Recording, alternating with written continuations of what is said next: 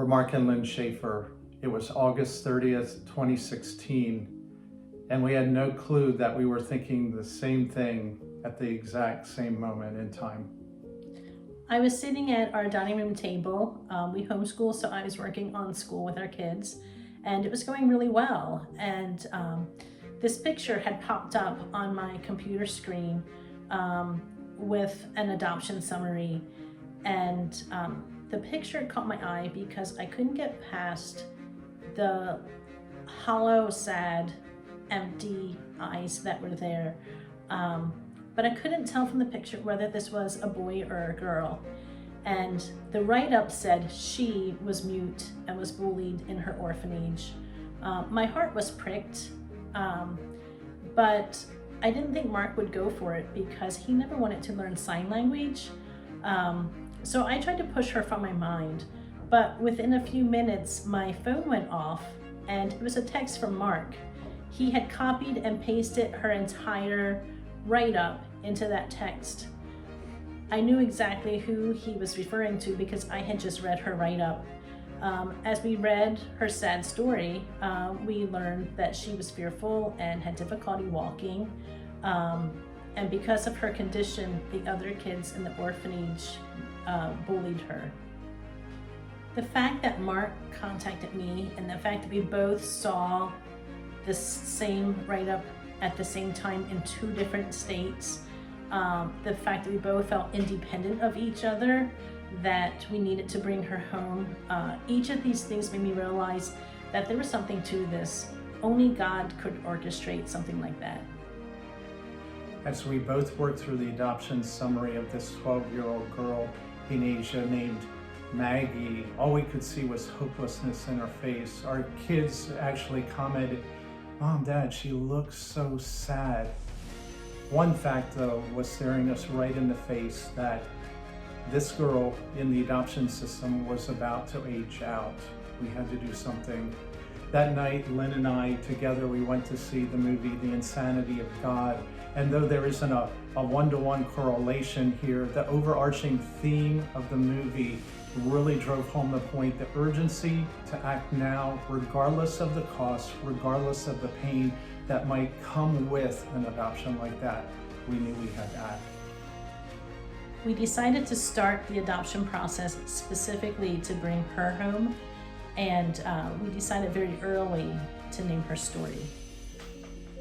When we finally met Story, she was 13 and a half. On that very first day, we couldn't help but notice how afraid and incapable she was of just the most simple of tasks. She was bent over, her chin was plastered to her neck. She was turning away from us. She was in extreme fear. Within the first few minutes, she had a seizure. Story had poor body awareness. It was as if she didn't realize she had two hands and 2 feet. At the age of 13, we were teaching her how to clap her hands. She couldn't dress herself. She couldn't feed herself.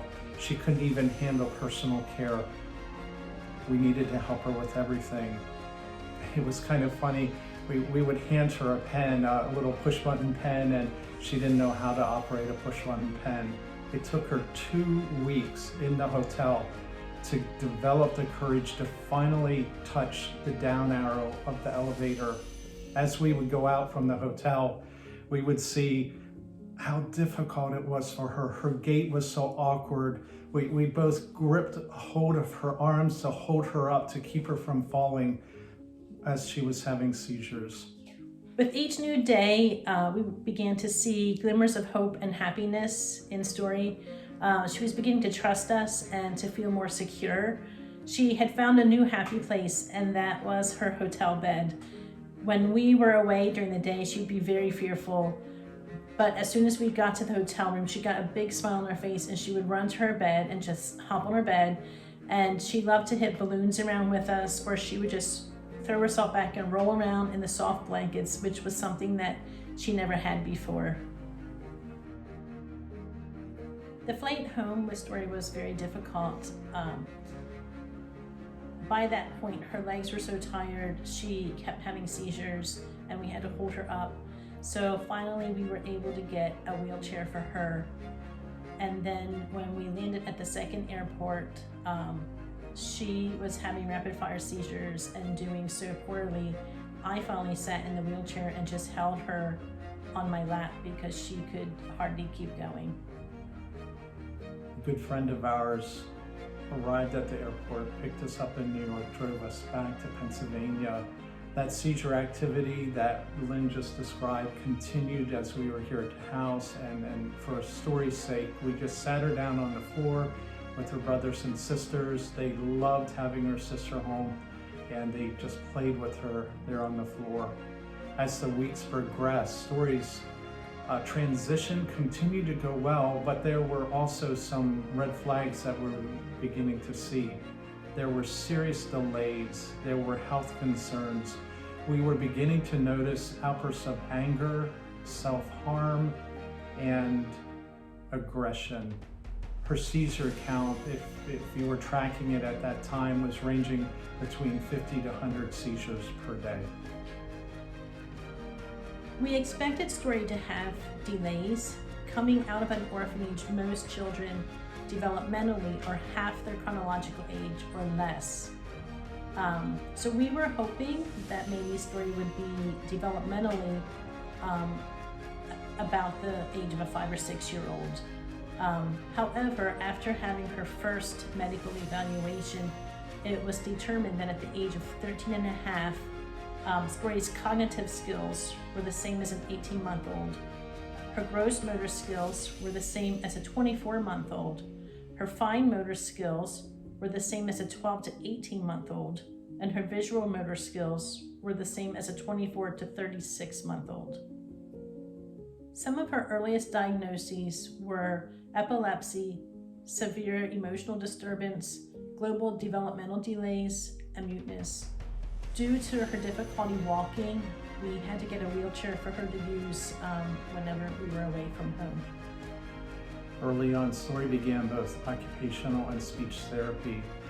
As we worked through these challenges, we saw a lot of progress. One of the funny things that we laugh now about is it took a year of us putting Story on a stationary bike and moving her feet and her legs back and forth so she had the concept of what it was to pedal a bike.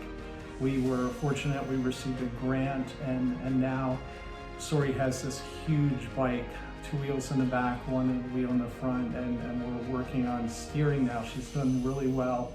However, she has no concept or desire to brake once she gets pedaling. The doctors at Children's Hospital of Philadelphia recommended that we have genetic testing. The first set of Story's genetic testing did not show anything, so we continued testing and did exome sequencing. Finally, in July of 2019, we got the call that they had a diagnosis for Story. She was diagnosed with SYNGAP1. At the time of her diagnosis, there were only 403 people that were known to have SYNGAP1 in the entire world. SYNGAP1 is a genetic syndrome that causes autism and seizures. It is a complex neurological disorder of brain development due to a lack in the proper level of the SynGAP protein. At a normal level, this protein enables brain cell communication. However, SynGAPians have about only 50% of that normal level. Symptoms among SynGAPians vary. For Story, what it looks like is this. She has epilepsy, global developmental delays, intellectual disabilities, level 3 autism, sleep disorders. She is nonverbal and possesses severe behavioral and self-injurious challenges. Story will need care the rest of her life. So many times when we're away, people see the fearful side of Story, and I wish sometimes they could see what we have at home. Story loves to be silly. She loves to happily pick on her siblings. She loves bubbles and balloons and coloring and painting. She loves building towers and knocking them down. She loves babies. She loves riding her bike. She eagerly looks forward to swimming in the summer. So she's really a fun young lady. But there's also the side of SYNGAP1 that is very difficult. Currently, Story is on 8 different medications. That equals out to 21 pills a day, and that's divided up over 3 times a day. Story is not capable of keeping track of her doses, of when to take medicines, or to tell us if she already took them. Along with monitoring all of the prescriptions and medical appointments, there's the daily challenge of trying to help Story work through severe self-injurious behavior. What often appears to be willful defiance or disobedience is actually simply Story's inability to cope with the situation physically, physiologically. She can't handle what we typically just walk through in our day-to-day life.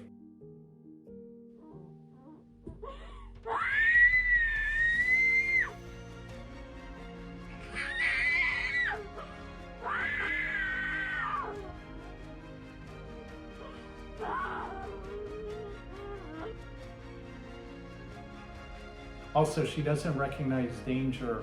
A hot cooktop, she's ready to touch. She's walking down our driveway out into the street, not realizing the dangers of being hit by a car. As she's swimming, she flops around in the water. She doesn't know how to even hold her breath. She doesn't grasp the concept of potentially drowning. She's a collector and she collects papers around the house. That can be a little tricky though as we homeschool. She can't distinguish between what is scrap paper or a coloring book and what is a child's sibling's math assignment. We had to be very careful. That turns into an art project. She's cutting, she's gluing, and her brother or sister isn't too pleased after that.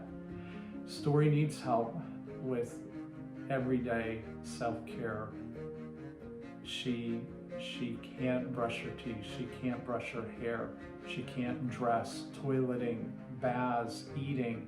All of these things require Lynn and I to both be right there, hand over hand, brushing teeth and helping in so many different ways. The fear and anxiety level is difficult to manage. She runs high with fear and anxiety, and that makes it so difficult to do the doctor appointment, to do therapy outside of the house. We actually now have 4 therapists coming to our home and doing ABA, speech and music therapy. That totals about 16 hours a week. And if that were outside the home, that would be an impossibility. So we're very thankful that it's in home.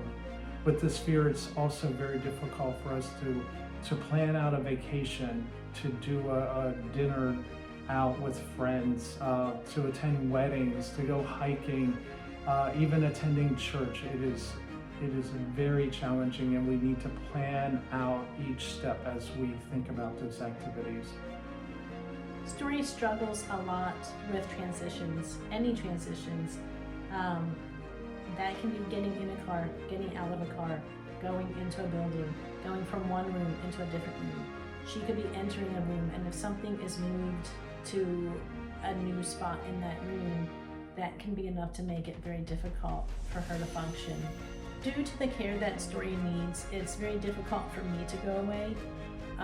If I go away, she will often cry and just over and over again, she'll say, "I want mama, I want mama, I want mama." She can only say 2 sentences. One is, "I want mama," and the other is, "I love you." Besides those, she can say a couple words. Those are mostly said with vowel sounds. To communicate, she uses a lot of gestures, a little bit of sign language, and she has a communication device. Story is a beautiful young lady. We see this in her passion and joy in life. She loves to do arts and crafts. She loves to be on her bike. She loves to swim. She loves to hang out with her sisters.